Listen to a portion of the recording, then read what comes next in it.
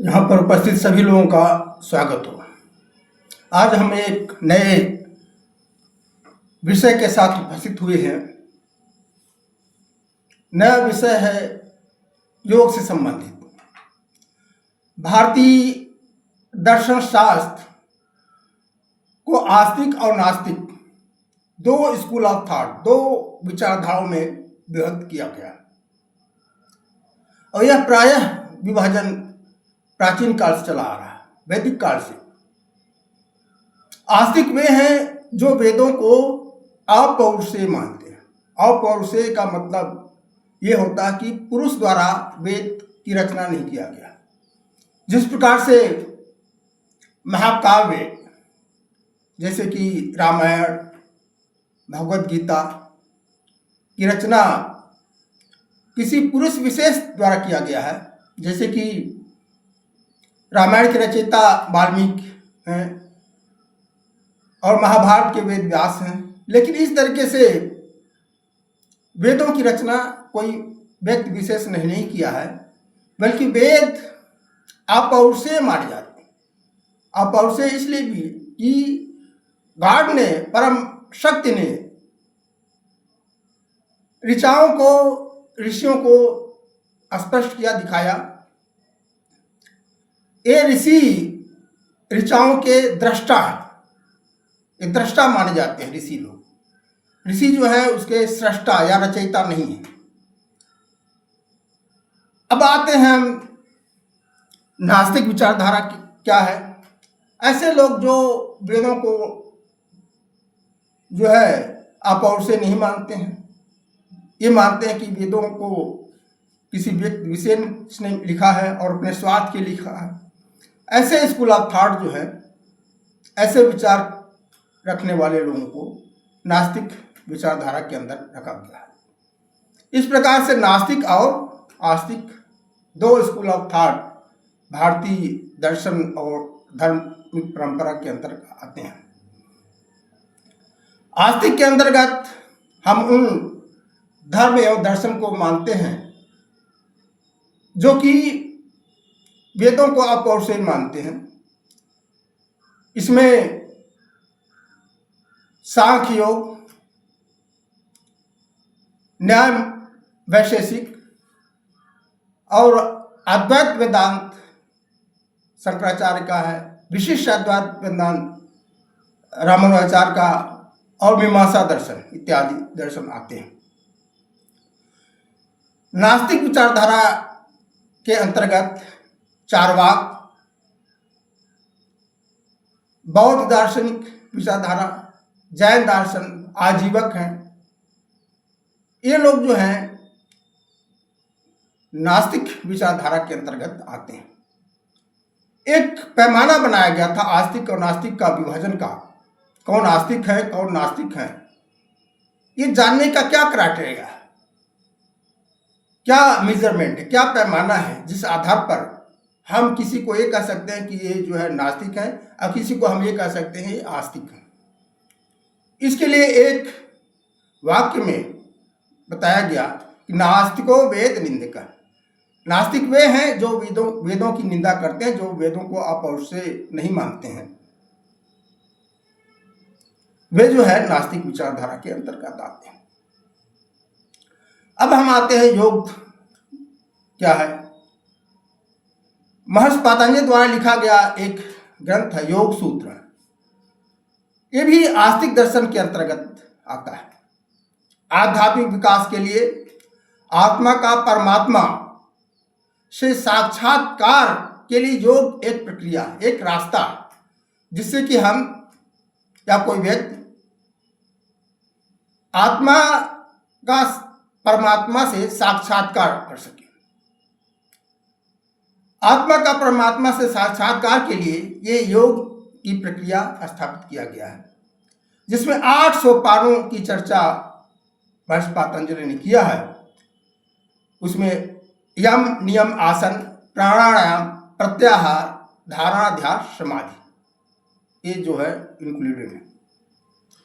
इसमें जो तृतीय सोपान होता है वह सोपान जो है एक योगासन जिसे कहते हैं। से इसका अभिप्राय है कि समाधिस्थ होने के लिए एक स्थिर मुद्रा में स्थित रहना हो या बैठना या स्थिर हो जाना, इसलिए कहा जाए स्थिरम सुखम आसनम।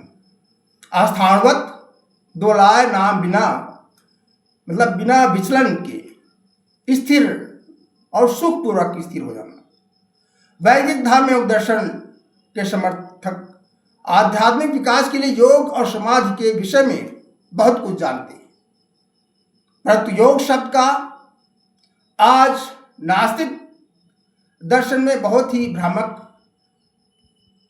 उपयोग होता है। भ्रामक शब्द का भ्रामक अर्थ लिया जाता है।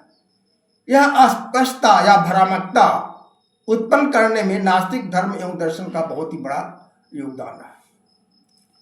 यदि हम वेदों को अपौरुषेय मानने वाले धार्मिक एवं दार्शनिक संप्रदाय के योग संबंधी अवधारणा पर विचार करते हैं, तब पाते हैं कि योग एक बहुत जटिल प्रक्रिया, it is very complex process, और इसका एक निश्चित उद्देश्य, it is has a particular goal. इसका उद्देश्य आत्मा को समझना या जानना और आत्मा का परमात्मा के साथ साक्षात्कार करना है, रियलाइजेशन करना है। इस परम तत्व से आत्म तत्व का संबंध स्थापित करना या आत्मा का परमात्मा से संबंध तो पहले से ही है।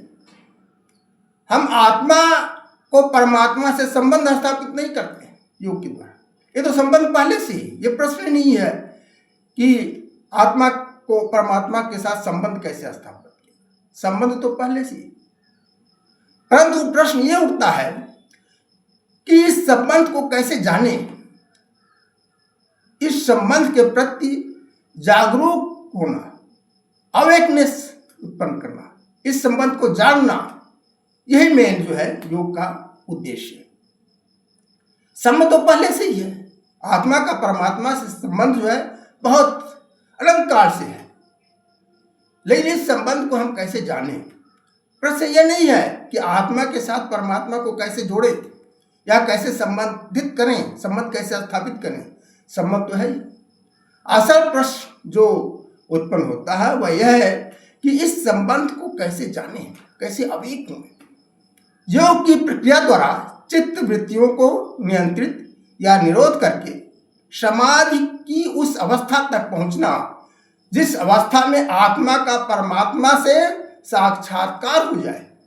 इस प्रकार समाधि तक पहुंचने के लिए बहुत ही गहन ध्यान की एकाग्रता की आवश्यकता, चित्त वृत्तियों का निरोध करके एकाग्र होकर के समाधिस्थ होने के लिए बहुत ही निर्जन सिक्योरेटेड स्थान एवं शांति वातावरण, पीसफुल एनवायरनमेंट की आवश्यकता होती है।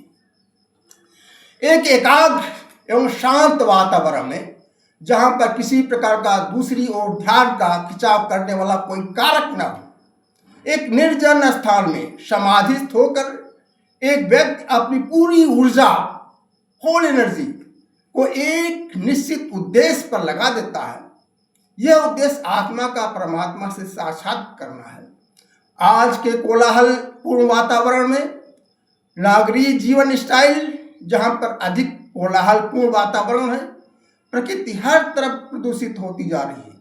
जल प्रदूषण, वायु प्रदूषण, ध्वनि प्रदूषण से युक्त पर्यावरण है। आधुनिकता और औद्योगिकरण पर्यावरण को इतना प्रदूषित करते जा रहे हैं कि आज वैदिक जीवन की जो लाइफ स्टाइल को अपनाना यदि असंभव नहीं तो भी कठिन अवश्य है। आध्यात्म में आज समाज भौतिकता की तरफ बढ़ता जा रहा है, मैटेरियलिज्म की तरफ अग्रसर होता जा रहा है। वैदिक काल से में भी वेदों का उपहास करने वाले अनेक धर्म एवं दर्शन मशरूम की तरह बढ़ते जा रहे थे। आस्तिक और नास्तिक का भेद या विभाजन का नास्तिको वेद निंद का मापक बना। नास्तिक धर्म एवं दर्शन के अंतर्गत जैन, बौद्ध, चार्वाक, आजीवक आदि का उल्लेख मिलता है। ये वेदों के बताए हुए रास्ते पर नहीं चलते थे। ये लोग वेदों को अपौरुषेय न मानकर पौरुषेय मानते थे। नास्तिक धर्म एवं दर्शन के लिए योग की पद्धति एवं उद्देश्य वैदिक धर्म एवं दर्शन के योग की पद्धति एवं उद्देश्य की अपेक्षा मूलभूत रूप से पृथक। नास्तिक धर्म एवं दर्शन के अनुसार योग की पद्धति एवं उद्देश्य भौतिक शरीर को रिजुनेट करना, अनेक प्रकार की बीमारियों से अपने को, शरीर को बचाना और इन अनेक प्रकार की बीमारियों से निजात पाना। यहाँ तक कि इनके कुछ योग के प्रकार काम वासनाओं को बढ़ाने के लिए रिकमेंड भी किए जाते हैं। इनके योग से तात्पर्य आत्म साक्षात्कार न हो करके शारीरिक व्यायाम के कुछ प्रकार से है। इसी अर्थ में योग को समझा जा रहा है।